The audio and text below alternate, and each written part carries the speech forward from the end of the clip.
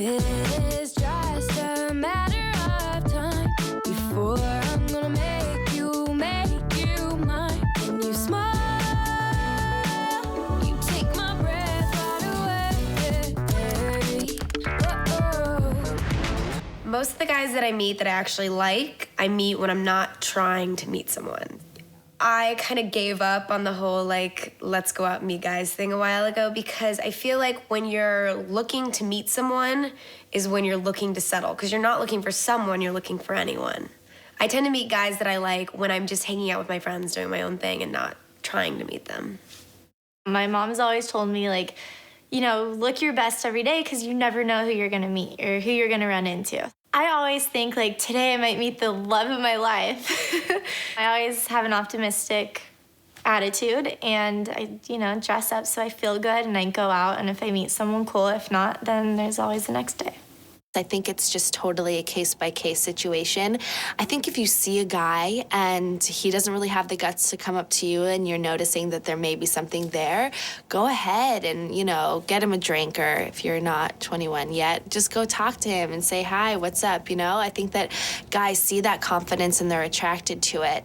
Other than that, you know, if you don't feel comfortable with that, let them come to you. And if they don't, then they're not worth your time anyways. So just live in the moment and, you know, do what is in your comfort zone. I don't know. I tried to meet a boyfriend and then I didn't. And then the minute I tried to be single, I found, you know, my hubby. So maybe for girls, they should just try to be single and then they'll find Mr. Right. If you're dating a player, you kind of have to play their game back to them. You know, you kind of have to play a little bit harder. So just don't give yourself up too soon. Spencer and I met in SB's club, Privilege. And the first night I saw him, I was like, I'm gonna marry him. I love him, I'm gonna marry him. He had like 30 girls around him, you know, like the biggest player, but I was like, I gotta get rid of these girls. And he was like this big player and seeing all these other girls, so I had to outplay him. And I changed my phone number on him several times. And then in the fall, a couple months later is when we started seeing each other again. I'm gonna change the way I date. I've decided that I wanna date like a guy. So you want to go into a relationship with, like, Guy mentality. So what are we doing tonight? We're going to Ladue. You should come. Almost every time I go there, I meet a cute guy. Really? That sounds fun. Just a matter of time before I'm gonna make you mine. When you smile, you take my breath. I don't think there's necessarily a best place to meet guys because I think that you meet people when you're supposed to. You kind of meet them in random places. But if you're looking for someone, there's certain guys you're gonna find in certain places normally. So yeah, if you wanna meet a surfer, you would go to the beach or you would go kind of in like the Venice area. If you wanna meet a guy's guy, you would go somewhere where sports are playing. If you want to meet a more fun guy, you would, you know, go bowling or miniature golfing. I mean, there's different places you find different people. You know, if you're looking for a special interest guy, then maybe you go to where they would be. Basically, you'll meet someone doing what you like to do because you're gonna meet someone who also has similar interests. Each person loves different things. Like, I love going to shows and I love music, so someone might love going to art shows or to the bookstore or something, and you might meet your potential lover there. When I was single, I was not looking for guys. I mean, I was looking for guys, but I wasn't looking for like a boyfriend. So I would say anywhere, you know, a club or a bar or golfing, or I mean, you just never know where you'll meet the guy. If you meet a guy in a club, do not pay for drinks. That's all I have to say. If you're meeting a guy in a club, you shouldn't be paying for drinks.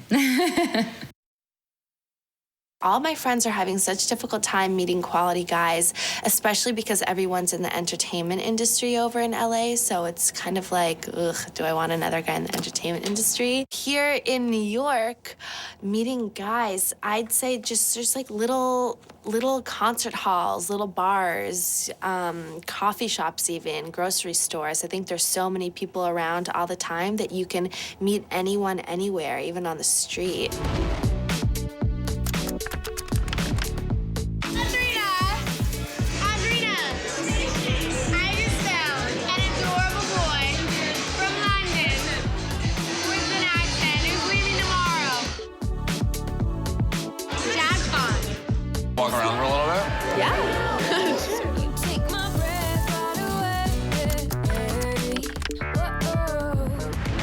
Digits is a funny word.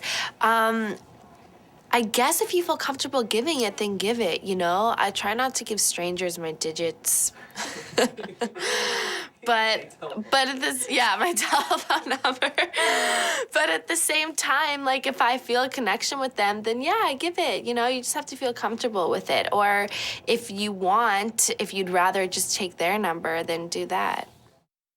I've never been the type of girl to hold back. If I like someone, I'll go and ask for their number. If I feel like there's something there, if not, then I'm not gonna ask for their number. But I have some friends, who, that's one thing they go by. They will not ask for a guy's number. The guy has to ask their number. But I feel like everything's changed now. If you like someone, you might as well ask, or you'll never know. You'll just be left wondering. I think a guy should ask you for your phone number. I never call a guy first. It's like the very little percentage of old-fashioned I have in me. I think a guy should always be the first to call. Sometimes, the text will do because guys just text now, but they should be the one to make the first move.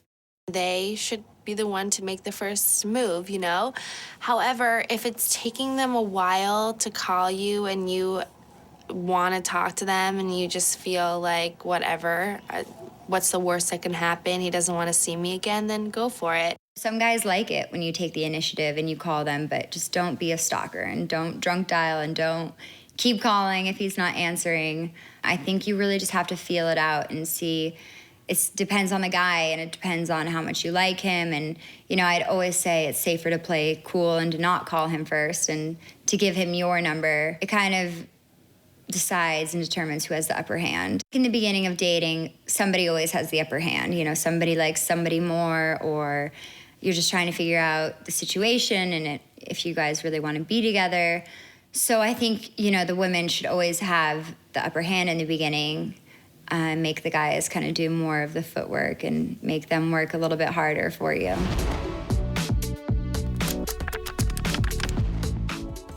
Hello? Hello? Hi. I'm picking you up. We're going out. We're gonna have fun. Okay. All right. Bye. Bye. Ooh, somebody's got a date. What's up, dude? Anything fun? Let me tell you about the date I went on. The what? Are you so excited? I would totally date you. Would you? Would you ask me out again? I don't know. Make you mine. When you smile, you take my breath right away. First dates are fun, but they're so nerve-wracking. From like what to wear to, being alone with this person for the first time, in that setting at least. They're great because you're nervous and it's fun, but, it's exciting. I don't think you can ever keep a first date from being awkward. Inevitably, I think they're always going to be awkward. No matter how much you vibe with someone, no matter how much you can talk, it's a stranger. So obviously you're going to feel uncomfortable no matter what. Just know that first dates are always uncomfortable, so don't feel like you're alone in that. Well, there's definitely a lot of pressure going on a first date where it's you and one other person. Whenever I meet someone, I want it to start off super comfortable, and I'd want to go out and introduce them to my friends to kind of, see how he is with my friends. I feel like going out in a group date is better than one-on-one. I say go out in a group date first just to see if you really are into the guy. I think that a first date should probably be just the two of you. I feel like if you get into the habit of making a first date with other people, then they don't feel the need to take you out on your own, or it just becomes a bad sequence of events, I feel like. And you also get to know someone best when they're on their own. I think that that's really important. You have to always look good on your first date. That's the first impression. If it doesn't go well, you won't be having a second date. Just have fun with it. It doesn't need to be at a really fancy restaurant where he's, buying a $300 dinner. Maybe the best first date is at In-N-Out. So I think you just always have to be comfortable with yourself and always look good, though. If you're going In-N-Out, you still need heels and, cute outfit and everything. Hair, makeup, the works. Yeah, as far as what to wear, I think that it all depends on what you're doing. I think jeans and a cute top and heels is always something that you can get away with no matter where you're going. but just know what you're doing. You're going to a sporting event, then you have to change it. You know, it all depends on location. Guess what? I've got a date tonight. I know. Date? I'm falling in love. It is just a matter of time before I'm gonna make you mine. When you smile, you take my breath right away. Whoa. Oh, kissing on a first date. I usually don't kiss on the first date. I definitely kissed Spencer on the first date because I was madly in love with him, but usually no, don't kiss on the first date. Always leave him wanting more. I don't normally kiss on a first date because, I mean, you're just meeting someone. It's kind of different. But I think everybody's different. It depends on getting to know the person and how well you know them and if you're comfortable or not, so. I think for each person it's different. I don't feel like everyone has to kiss on the first date. It's really a matter of your comfort level. It really depends on that person and what that couple has. I'm not a big kiss on a first date person, but I hold hands on a first date because I feel like I don't think I want to kiss someone that doesn't want to be seen holding my hand. I don't know, it's weird. My friends make fun of me for it, but yeah, I hold hands on a first date. I think the timing of the first kiss, you can't really predict. I'm a firm believer on timing is everything. I don't think that you should shun kissing on the first date because if you guys have connected in that way, then go for it. You know, it's all personal. It's all your personal level of comfort.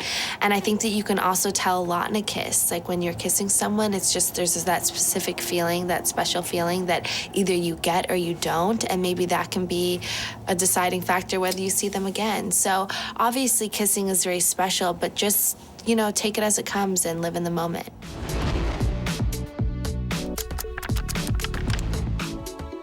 I'm not good at dating. I forgot how. Did he even try to kiss you that night? Just asking. You don't have to tell me. Maybe it's meant to be. Oh my God, stop it. You get corny on me, I'll beat you up.